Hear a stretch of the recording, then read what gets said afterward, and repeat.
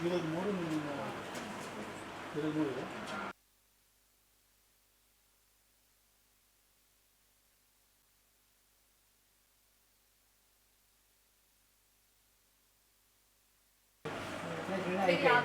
ఇప్పుడు సమస్యలు వచ్చేది 2 గ్రామాలు నస్పూర్ సీతారాంపల్లి అంటే ఆ 2 గ్రామాలు మాత్రమే పూర్తిగా ఉన్నది. గురు శుక్ర సోమవారం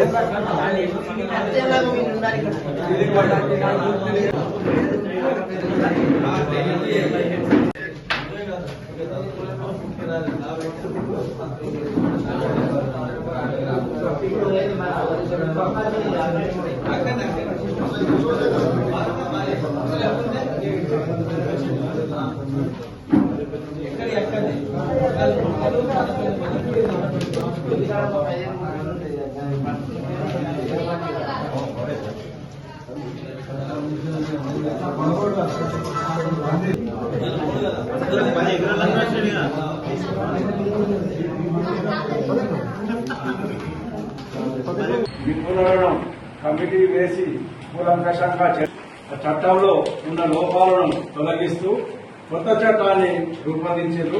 అదే భూభారతి చట్టం 2025.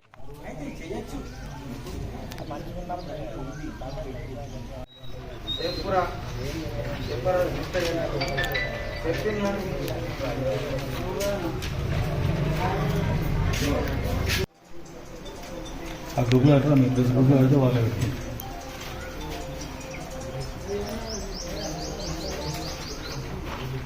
కంప్యూటరైజేషన్ చేయమని చెప్పాడు. 100 రోజుల టైం ఇచ్చాడు. 100 రోజుల టైం లోపల కొన్ని వేల రికార్డ్స్ ఒకేసారి చేయాలంటే ఏమైందంటే ఎక్కడో 40 ఏళ్ల కింద అమ్మినైనే పట్టదారు వచ్చాడు. ఆ తర్వాత సాదా పరిణామాలు ఇవి అవి రిజిస్ట్రేషన్ డాక్యుమెంట్లు కొన్నా కూడా అవి రాలేదు. దాన్ని పట్టుకునే 2020 సంవత్సరంలో ధరణి చట్టం వచ్చింది. ధరణి చట్టం వచ్చినప్పుడు మేము అనుకున్నాం ఒక రైతు వచ్చే 15 రిజిస్ట్రేషన్ చేసుకునే 15 నిమిషాల్లో ఒక పాస్బుక్ వచ్చే అరే చట్టం మంచిగా ఉన్నది, వాళ్ళు మర్చిపోయినా కూడా డైరెక్ట్ అయిపోతున్నది.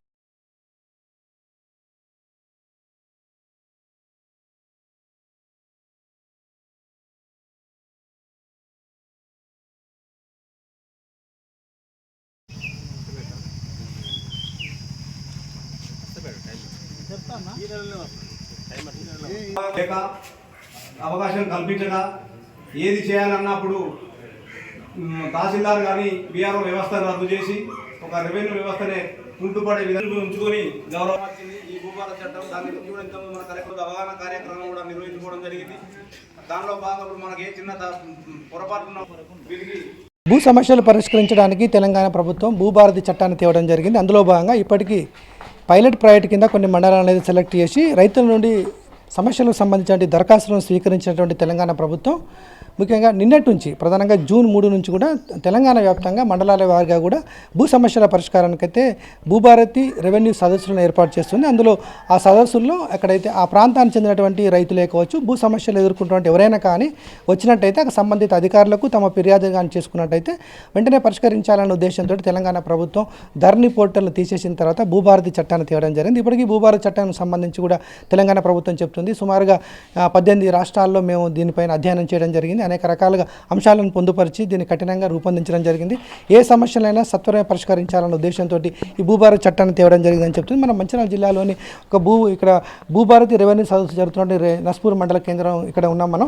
ప్రధానంగా ఇక్కడ ఈ సిబ్బంది కూడా ఉన్నారు. ఇక్కడ వీళ్ళు ఇక్కడ రైతులు ఎవరెవరు వస్తున్నారు, భూ సమస్యలు ఎదుర్కొంటున్న వ్యక్తులు వచ్చినటువంటి సందర్భంగా ఏమేమి తమ దృష్టికి వస్తున్నాయి, ఒకవేళ వచ్చినటువంటి సమస్యను రెవెన్యూ అధికారుల దృష్టికి తీసుకొస్తే వాళ్ళు ఏ విధంగా దీన్ని పరిష్కరించే విధంగా చర్యలు తీసుకుంటున్నారు, అధికారులు వీళ్ళకు ఎలాంటి ఆదేశాలు జారీ చేయడం జరిగిందన్న విషయాలను మనం సంబంధిత అధికారి సంతోష్ గారిని అడిగి తెలుసుకునే ప్రయత్నం చేద్దాం. సార్ చెప్పండి, ముఖ్యంగా ఈ భూభారతి రెవెన్యూ సదస్సుల ద్వారా మీరు ప్రజలకు ఏం చెప్పదలుచుకుంటారు?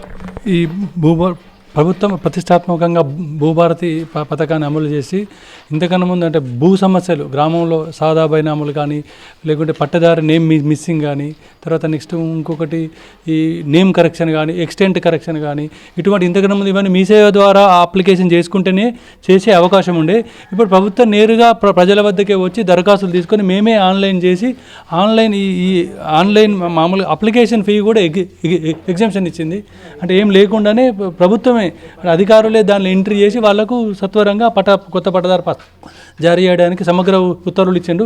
దానిలో భాగంగా మేము ఈరోజు తాళ్ళపల్లి గ్రామంలో గ్రామసభ చేసి దీనికి వచ్చిన రెవెన్యూ సదస్సుకు వచ్చినాం. నిన్న అక్కడ ఆర్ఎండ్ఆర్ కాలనీలో చేసినాం, ఈరోజు ఇక్కడ తాళ్ళపల్లి గ్రామంలో చేసినాం. వాళ్ళ సమస్యలు ఏమున్నా ప్రజలకు ఈ భూ సంబంధిత సమస్యలు ఏమున్నా వాళ్ళకు మేము పరిష్కరిస్తామని చెప్పినాం. ముఖ్యంగా మీరు ఎవరైతే సమస్యలు ఉన్న వ్యక్తులు ఇక్కడికి వచ్చిన తర్వాత ఆ సమస్యను ఇక్కడనే పరిష్కరిస్తున్నారా, లేకపోతే కొద్ది రోజులు టైం అయిన తర్వాత పరిష్కరించే విధంగా నిర్ణీత గడువు అంటే ఏమైనా పెట్టుకోవడం జరిగింది? అంటే దీనికి మాకు ప్రభుత్వం ఏమిచ్చిందంటే ఆగస్టు 15 లోపల ఈ రెవెన్యూ సదస్సులలో వచ్చిన అప్లికేషన్లు అన్నింటినీ ఆగస్టు 15 లోపల పూర్తి చేయమన్నారు. ఇప్పుడు మేము ఈరోజు ఈ వచ్చిన అప్లికేషన్ ఈరోజు రాత్రి ఆన్లైన్లో చేసి రేపు దీనికి నోటీస్ ప్రాసెస్ అంటే మామూలు ఉన్న ప్రాసెస్ రేపు స్టార్ట్ చేసేసి రిపోర్ట్ పంపించేస్తే ఆర్డీఓ గారు అంటే ఇంతకర్ ముందు ఎలాగైతే మనకు భూభారతిలో అంటే కొన్నిటికి ఆర్డీఓ గారికి ఉంది, కొన్నిటికి జేసీ గారికి ఉంది, అట్లా ఉన్న దాని ప్రకారంగా ఫైల్ ప్రాసెస్ పంపించేస్తే వాళ్ళకు ఒక 15 రోజులలో అయిపోతుంది వాళ్ళ పని. ముఖ్యంగా ఇప్పుడు ఎవరైతే భూ సమస్య ఉన్న వ్యక్తులు ఎవరైతే ఉన్నారో ఇక్కడికి మీది సదస్సుకు వస్తున్న సందర్భంగా వాళ్ళ వెంట ఏమేమి తీసుకురావాల్సి ఉంటుంది, వచ్చిన తర్వాత వాళ్ళ సమస్యను ఏ విధంగా ఇక్కడ అధికారి చెప్పాల్సి ఉంటుంది? వాళ్ళ వెంట వాళ్ళ ఆధార్ కార్డు, తర్వాత పాత ఇంతకన్నా ముందు ప్రభుత్వం ఇచ్చిన పాత పాస్బుక్ కాపీ, కొత్త ధరణి పాస్బుక్ కాపీ, తర్వాత ఏదన్నా ఇప్పుడు ఏదన్నా అంటే సాదా బైనామా కోసం అప్లికేషన్ పెడితే సాదా బైనామా కాపీ, ఆధార్ కార్డు ఇవి ఇచ్చి మాకు ఇక్కడ ఇస్తే దాని ప్రకారంగా మేము వాటిని ఆన్లైన్లో చేసి వాళ్ళ సమస్య పరిష్కరిస్తాం. అందరూ ప్రజలు కూడా ఈ భూభారతి ఈ సదస్సులను సద్వినియోగం చేసుకొని అందరూ మాకు అప్లికేషన్ ఇస్తే సాధ్యమైనంత వరకు అందరి సమస్యలను పరిష్కరించి అందరికీ పట్టదారు పాస్బుక్లు ఇచ్చేలా కృషి చేస్తాం. ముఖ్యంగా ఇది మొదటి విడతలో భాగంగా ఈ కార్యక్రమం చేపడుతున్నారు. మళ్ళీ ఒకవేళ మీరు నిర్ణీత గడువు అయిపోయినప్పటికీ కూడా ఇప్పుడు మీరు 4 రోజుల పాటు ఇక్కడ అంటున్నారు. ఒకవేళ ఈ ప్రాంతం వ్యక్తులు ఇక్కడ సదస్సు అయిపోయిన తర్వాత కూడా ఒకవేళ సమస్య ఉంటే వాళ్ళు వచ్చి రెవెన్యూ కార్యాలయాలు కానీ ఇతర దరఖాస్తు చేసుకునే అవకాశం ఏమైనా అలాంటివి ఏమైనా ఉందా? అలా అవకాశం ఉంది. అంటే మన ఈ 3 నుంచి 20 వరకు రెవెన్యూ సదస్సు నిర్వహించమన్నారు కనుక అప్పటి వరకు మనకు ఆల్రెడీ ఆన్లైన్లో ఎంట్రీ చేసే అవకాశం ఉంటుంది కనుక ఇక్కడ ఎవరైనా ఇవ్వలేని వాళ్ళు ఉన్నారు కూడా ఎంఆర్ ఆఫీస్ కూడా వచ్చి మనకు దానికి తహసీల్దార్ ఆఫీస్ కార్యాలయం కూడా వచ్చి అప్లికేషన్ ఇవ్వచ్చు, తీసుకుంటాం.